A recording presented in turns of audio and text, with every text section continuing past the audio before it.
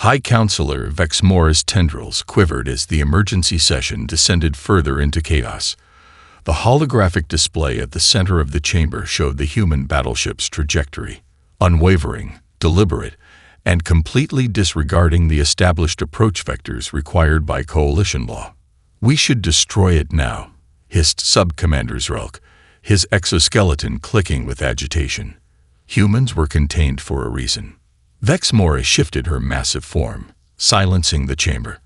"We have not survived 12 millennia of galactic cooperation by firing first and communicating second."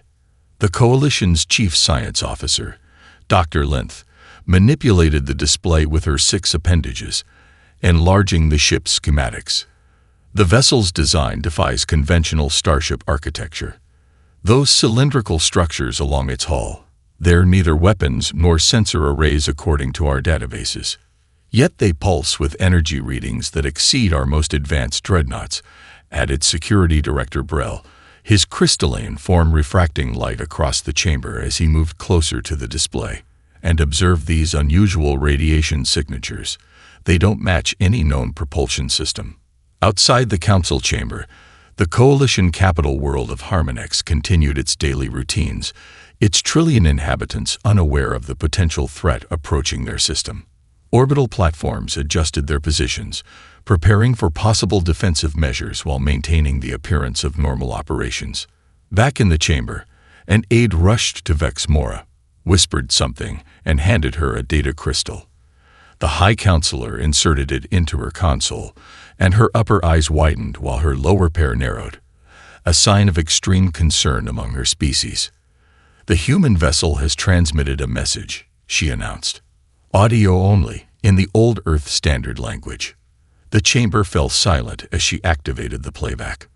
"This is Admiral Helena Reyes of the United Earth ship Thunderchild," came a steady, confident voice that seemed to fill the room despite its measured tone. "We come with urgent information critical to the survival of all sentient life in this sector. We request immediate audience with your highest authorities. This is not a drill, not a diplomatic mission, and not a request. You have exactly 19 minutes to provide coordinates for a secure meeting before we select them ourselves. Thunderchild out." Stunned silence gripped the council until Zrelk broke it with a harsh laugh. Typical human arrogance. 19 minutes. An oddly specific ultimatum. "It's not an ultimatum," said Dr. Linth quietly, her appendages working frantically over her personal console. "It's a countdown. I've analyzed the transmission against our historical records of human communication patterns. This isn't a threat. It's urgency. They believe something will happen in 19 minutes. As if responding to her words, proximity alarms blared throughout the chamber. The holographic display shifted to show a new reading, a spatial anomaly forming at the edge of the system, precisely opposite from the Thunderchild's position. "Multiple energy signatures emerging from unknown space," reported the defense officer, his voice rising with each word. "Configuration unknown, composition unknown. But they're absorbing the light around them. Our outpost on Perimetry Moon has gone silent." Vexmora stood to her full height, decision made. "Send the meeting coordinates to the human vessel. Now we know why they've come, and why they're armed for war." Commander Zexlera steadied her breathing as the Harmony's docking mechanisms engaged with the human vessel. The connection points didn't align perfectly. Coalition technology was built on perfect geometric ratios, while human engineering seemed to prioritize function over form. The resulting connection looked ungainly, but held secure. "Atmosphere compatibility confirmed," announced her environmental specialist, a Firian whose translucent skin revealed nervous pulses of bioluminescence. "Gravity aboard the human vessel is 13% stronger than Coalition standard. Adjusting your suit compensators now." Zexlera felt the subtle shift as her exosuit recalibrated.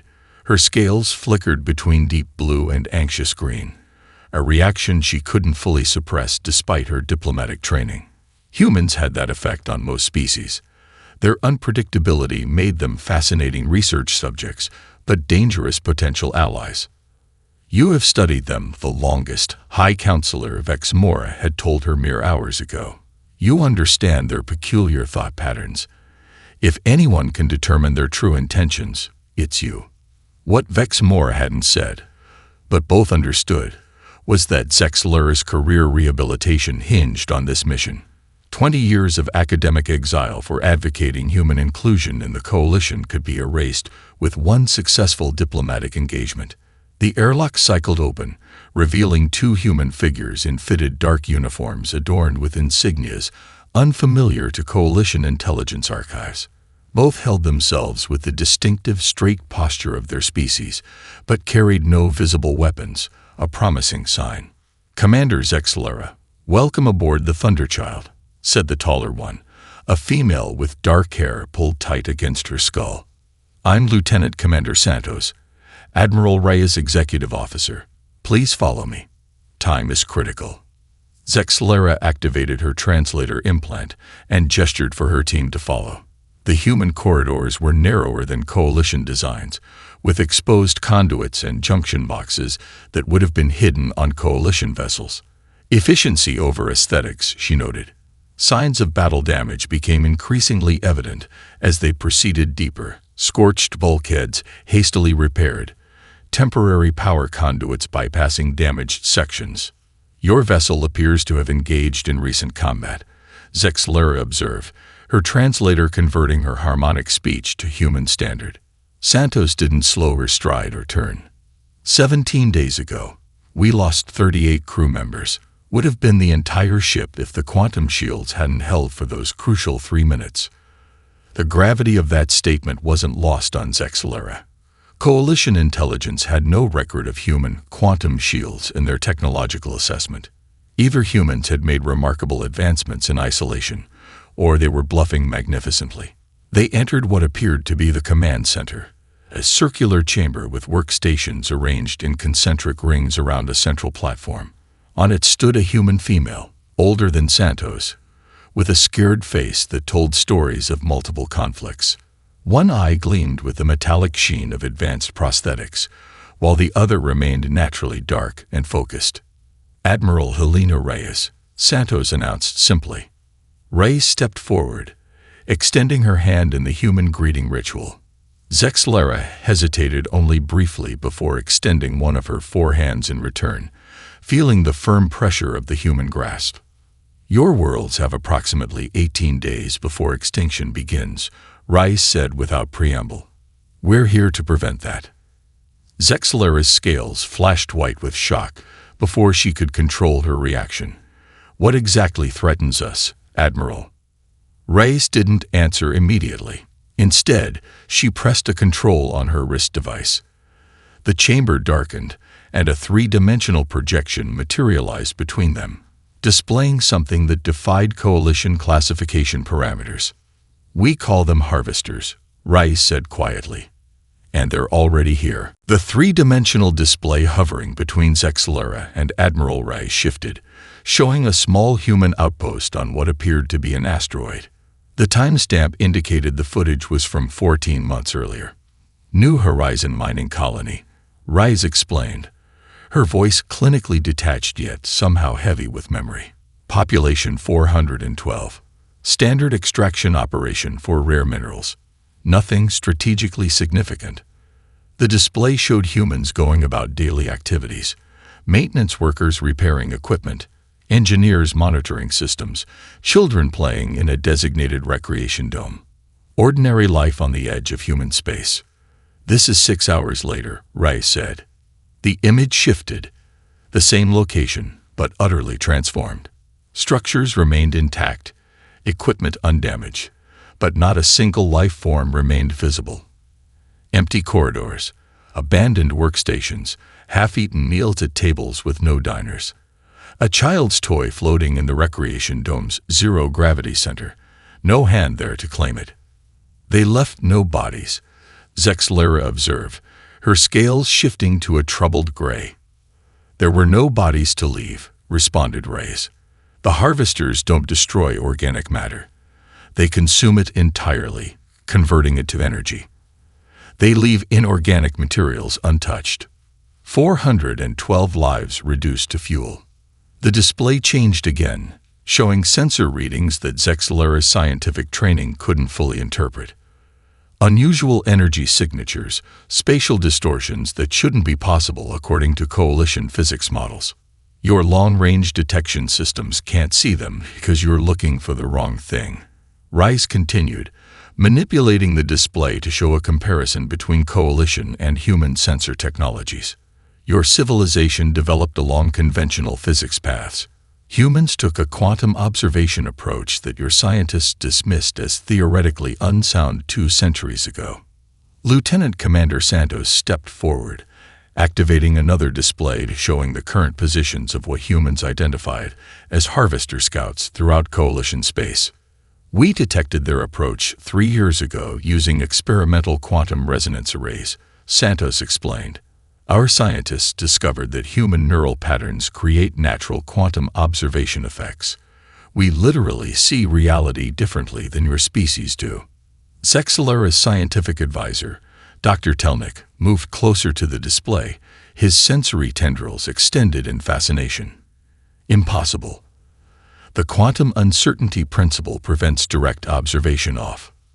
Not for humans, interrupted Santos. Our brains evolved unusual quantum entanglement properties. It's why we developed so rapidly after discovering spaceflight, and why your people found us so unpredictable. We're accessing information in ways your physiology can't. Reyes gestured to another display showing Earth's defensive preparations, massive orbital platforms, fleets of vessels similar to Thunderchild, and planetary shield generators unlike anything in Coalition records.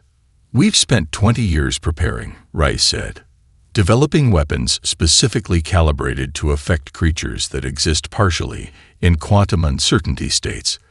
The Thunderchild carries the blueprints and fabrication data for these defense systems.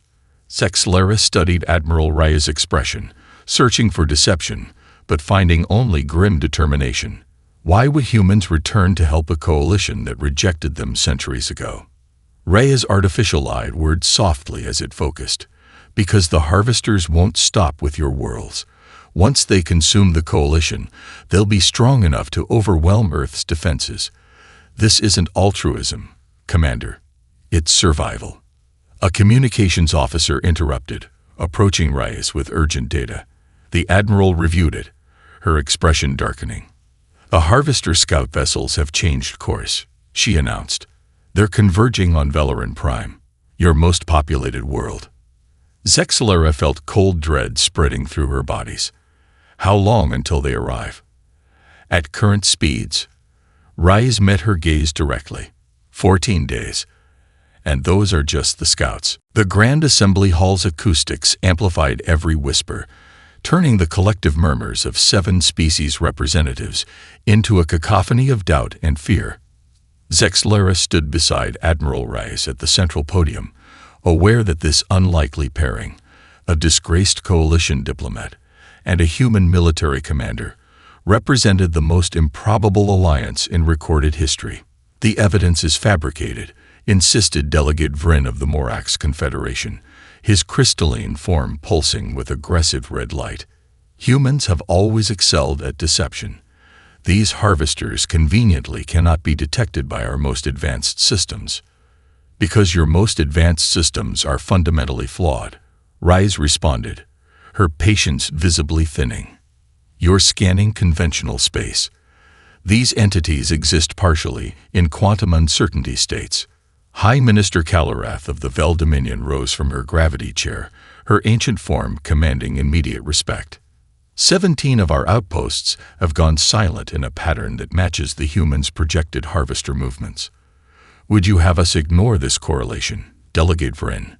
The debate intensified until Security Director Brell, his crystalline form now a troubled amber, interrupted with an urgent communication. Forgive the intrusion, but we've lost contact with the Parametry Research Station. 3,000 scientists and support staff.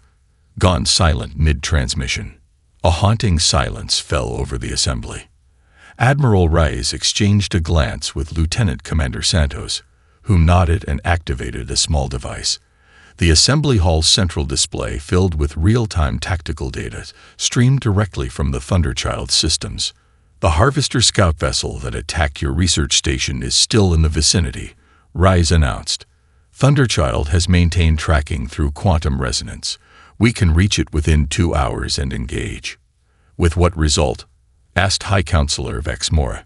If these entities are as formidable as you claim. A demonstration, Rise interrupted, her voice carrying without shouting. You need to see with your own eyes what we're facing and how we can fight it. I'm offering to show you both our enemy and our solution. The Coalition Security Council conferred briefly before authorizing the mission. 3 hours later, representatives from each species gathered in Thunderchild's expanded command center, watching tactical displays as the human battleship closed on the Harvester Scout. Conventional weapons will pass through it, Rise explained as they approached visual range. Observe. On screen, a ghostly vessel appeared, if vessel was the right term for the shifting, semi-transparent anomaly that seemed to bend light around it. Coalition observers exchanged troubled glances. Nothing in their extensive records matched this phenomenon. Standard targeting systems cannot lock, reported the weapons officer, switching to quantum-aligned targeting. The display changed, showing the anomaly resolved into a more defined shape, still alien and unsettling, but now targetable. Firing conventional railguns first, Rise ordered. Coalition representatives watched as hypersonic projectiles passed harmlessly through the entity, confirming the humans' claims. Not even ripples marked their passage through the Harvester. Now activating quantum disruption field, Rise continued. The Thunderchild's unusual cylindrical protrusions pulsed with blue-white energy. As the field engaged, the Harvester Scout became fully visible, a writhing mass of what looked like dark matter tendrils surrounding a pulsing core. Quantum lock established, reported the weapons officer. Entity can no longer shift states. Fire quantum-tipped missiles, ordered Rise.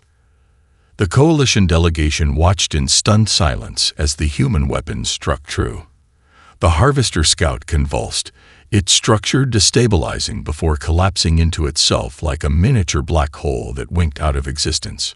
That, said Rise, turning to face the silent delegates, was a scout. The smallest class of Harvester. The main fleet carries entities hundreds of times larger, with exponentially greater consumption capacity. Zexlara stepped forward, her scales now a determined blue. The Coalition needs this technology. Yes, agreed Rise, and we're prepared to provide it, immediately. Admiral Thanox watched through his command viewport as the integrated fleet completed its defensive formation around Velarin Prime.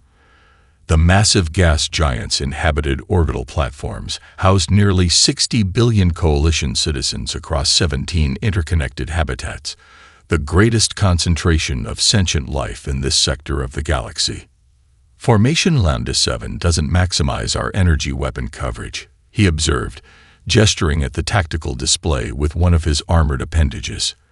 Lieutenant Park, the human tactical advisor assigned to his flagship, nodded respectfully. Conventional formations prioritize predictable firing solutions. Admiral, against harvesters, predictability equals vulnerability. They adapt to patterns rapidly. Thanox made a chattering sound that his translation implant rendered as a thoughtful hum. Your species embraces chaos as strategy. Most unsettling. And yet, Park responded with the quick smile that Thanox had learned indicated friendly communication rather than aggression. Most effective. The bridge communication system activated, displaying Admiral Reyes aboard Thunderchild. Despite extensive repair operations, the human battleship still showed battle damage along its starboard hull sections. Long-range quantum sensors detect harvester vessels entering the system. Reyes reported without preamble. Approximately 47 Scout-class entities and 3 mid-tier carriers. Larger than we anticipated, but within engagement parameters. Thanox, a veteran of 3 interstellar campaigns, found himself in the unprecedented position of deferring to another species' battle tactics. 5 days ago, he would have found the situation intolerable. Now, having witnessed human effectiveness against these entities, he simply nodded. All Coalition vessels report quantum disruption field generators online and calibrated, he confirmed. Personnel have completed emergency training protocols, though proficiency remains below optimal levels. They'll learn quickly enough, Rise replied grimly. The waiting proved mercifully brief. The Harvester fleet materialized at the system's edge exactly where human sensors predicted, ghost-like apparitions that Coalition scanners still struggled to track despite the upgraded detection algorithms. All vessels maintain quantum lock targeting, Rise ordered across the fleet-wide channel. Execute evasion pattern Omega on my mark. The integrated fleet moved as one entity. Coalition ships following human design maneuvers that seemed to lack pattern or predictability. Harvester attack vectors, calculated to intercept conventional formation movements, found empty space instead of targets. First wave incoming, Lieutenant Park announced, his fingers dancing across the tactical interface. Implementing countermeasures now. The quantum disruption fields activated simultaneously across the fleet.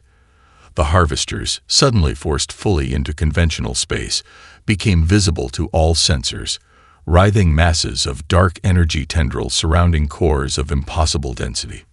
The battle erupted in earnest. Coalition energy weapons, now effective against the quantum-locked entities, carved through the smaller scouts. The Harvesters responded with weapons of their own, beams of anti-energy that didn't so much damage materials as erase them from existence. 3 Coalition cruisers vanished in the first exchange, their quantum shields overwhelmed by concentrated Harvester fire. The fleet adjusted, implementing randomized shield modulation frequencies as Thunderchild moved to engage the largest carrier. From his command position, Thanox watched the human battleship execute a maneuver that defied conventional physics, somehow phasing partially between space-time coordinates to appear directly alongside the Harvester carrier. At point-blank range, Thunderchild unleashed its primary weapon, the quantum disruption array. Reality itself seemed to shudder. The Harvester carrier distorted, its structure collapsing inward before exploding outward in a cascading wave of energy that temporarily blinded all conventional sensors. When visibility returned, Thunderchild drifted, its systems flickering between emergency power and complete shutdown. The Harvester carrier had vanished, along with 2 nearby scout vessels caught in the quantum cascade. Thunderchild reports critical damage to primary systems, Lieutenant Park announced, his professional demeanor cracking slightly. Admiral Rise is requesting emergency tractor assistance. They've lost propulsion and life support is failing. Thanox issued orders immediately, dispatching rescue vessels, but his attention had already shifted to the tactical display. The remaining Harvesters were regrouping, adapting their formation. And behind them, at the very edge of sensor range, new signatures appeared, massive, far larger than anything they'd yet encountered. The main fleet, he whispered. They've arrived early. The emergency fabrication facility within Velarin Prime's central orbital platform hummed with unprecedented activity. Coalition and human engineers worked side by side, breaking through cultural and technological barriers with the urgency of those who understood extinction was the alternative to cooperation. Dr. Eliza Chen, Thunderchild's chief quantum physicist, adjusted her breathing apparatus as she guided a team of Coalition fabricators through the delicate calibration process for personal quantum disruption devices. The emitter coil requires attunement to the specific neurological patterns of each species, she explained, demonstrating on a partially assembled unit. Your Ferian colleagues will need a completely different configuration from the Vel. Nearby, a Coalition materials specialist named Greth manipulated molecular assembly tools with his 6 precision appendages, achieving fabrication speeds that impressed even the humans. We've identified an unexpected compatibility between your quantum resonance technology and our photonic lattice structures, Greth explained, his translator rendering his harmonic speech patterns into human standard. The combination increases disruption field strength by approximately 27%. Chen smiled behind her breathing mask. That's the advantage of diverse approaches. We see problems differently. 4 levels above in the orbital platform's central medical bay, Admiral Rice lay on a diagnostic bed, enduring the uncomfortable sensation of Coalition medical scanning devices mapping her neural pathways. The injuries sustained during Thunderchild's engagement with the Harvester carrier had been stabilized, but the Coalition medical team's fascination with her brain structure had led to this additional procedure. "Remarkable," murmured Chief Medical Officer Telsiv, his sensory tendrils waving in excitement as he studied the results. "The quantum observation capabilities are ingrained in your very neural architecture. Every human brain is naturally entangled at the quantum level." Commander Zexlara, who had barely left Reyes' side since the damaged Thunderchild was towed to safety, studied the neural scans with scientific curiosity.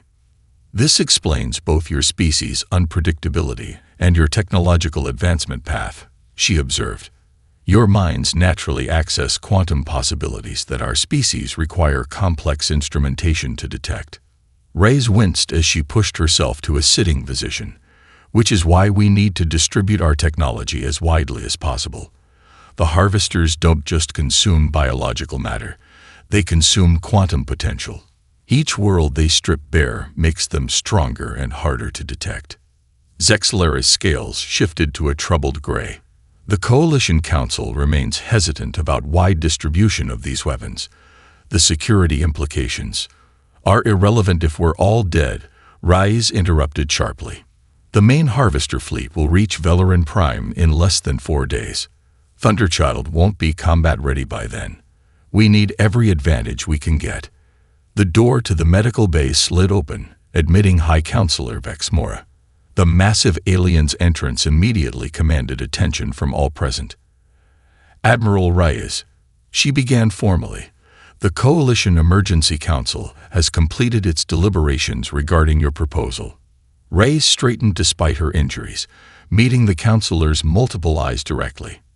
"And we have authorized full implementation of the Human Defense Initiative," Vexmora announced. "All restrictions on technology sharing have been lifted.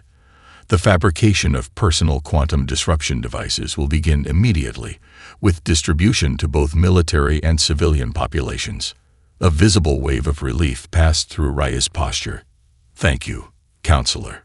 "Do not thank me yet," Vexmora replied, her tone grave.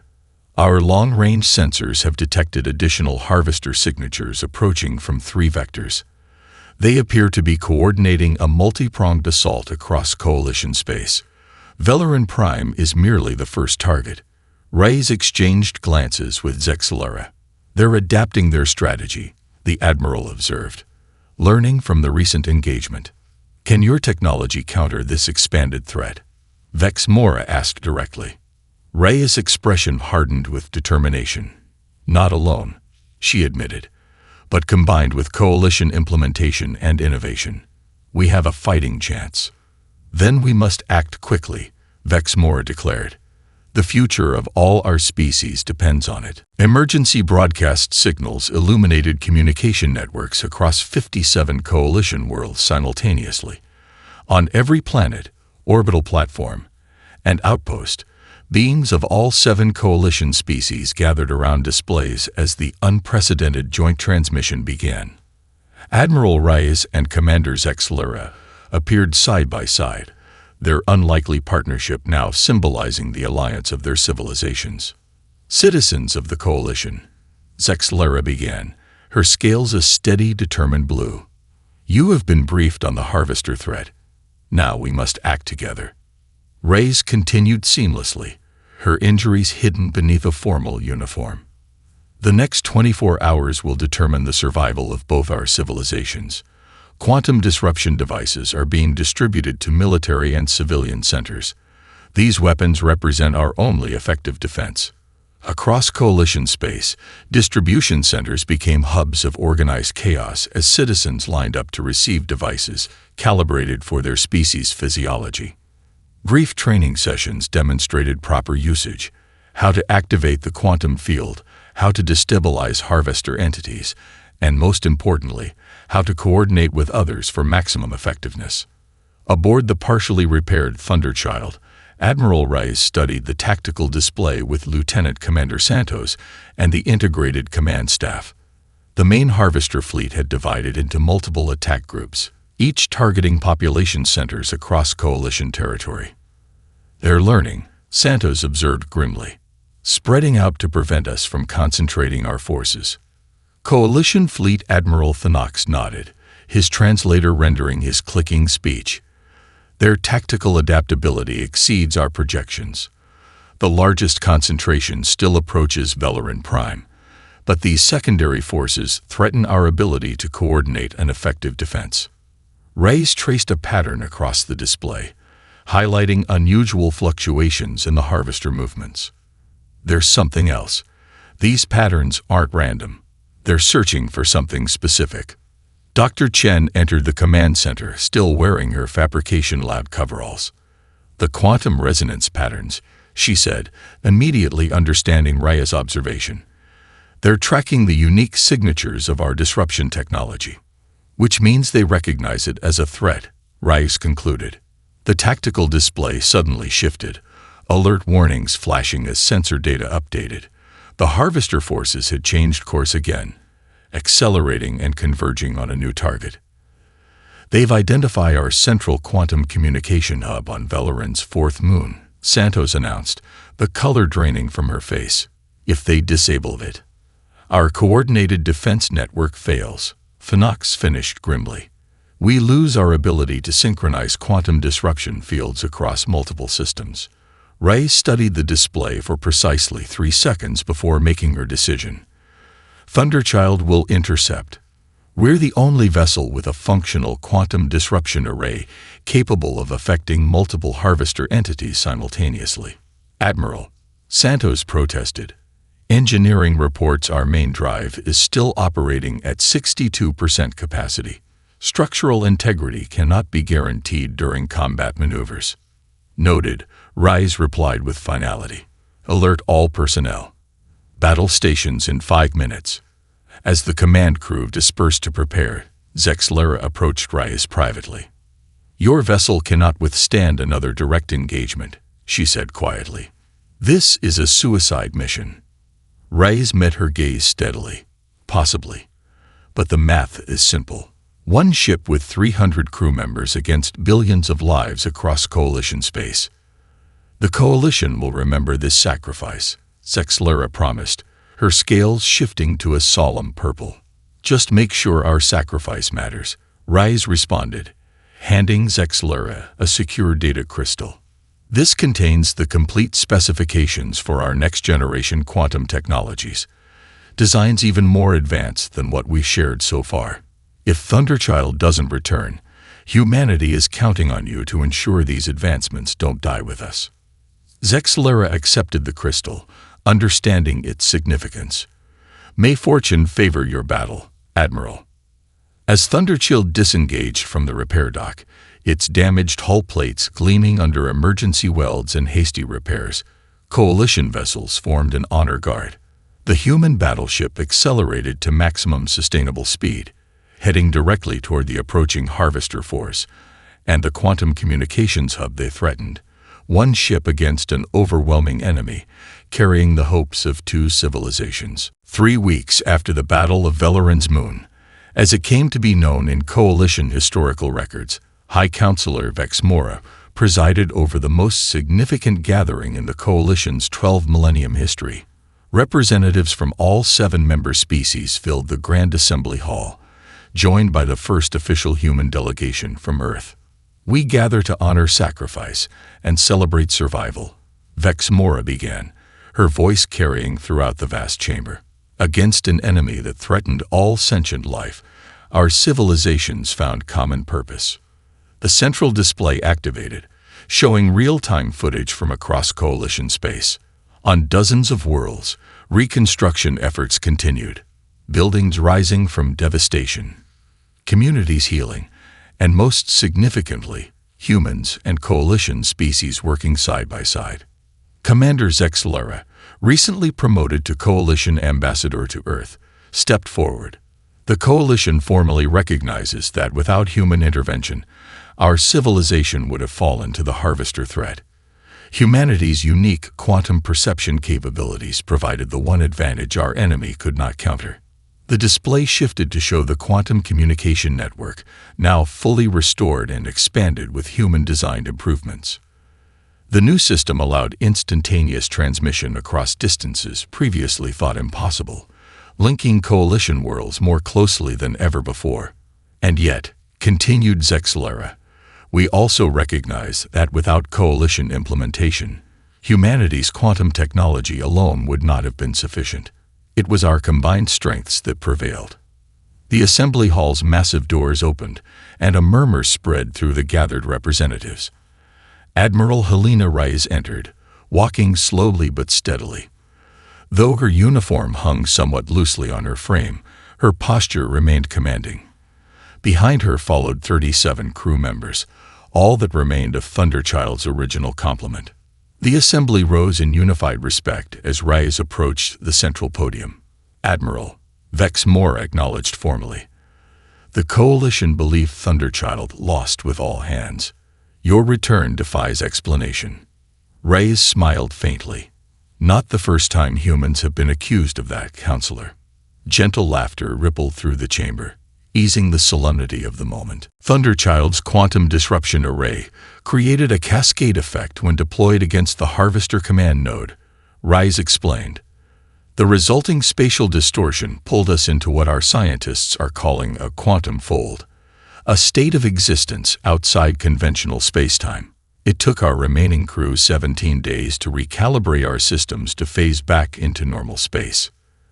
Dr. Chen, who had accompanied Reyes, added, "The experience has provided invaluable data on quantum states previously thought theoretical.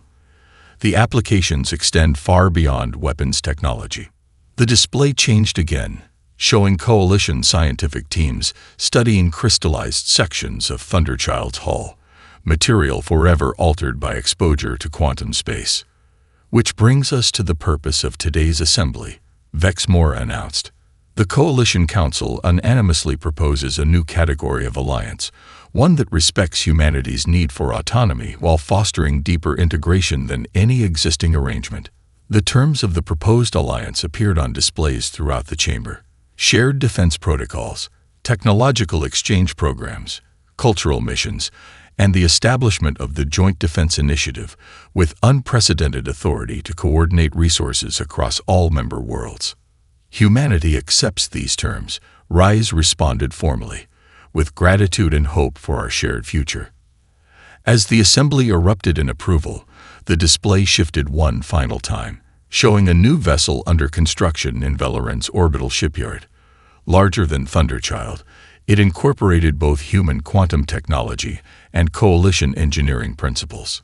"The Coalition Human Vessel Explorer," Vex Moore announced. "The first of a new fleet designed not just for defense, but for pushing beyond known space. Recent analysis suggests the Harvesters originated from a region we have never explored, a part of space where the universal constants themselves may differ." Reyes studied the ship's specifications with appreciation.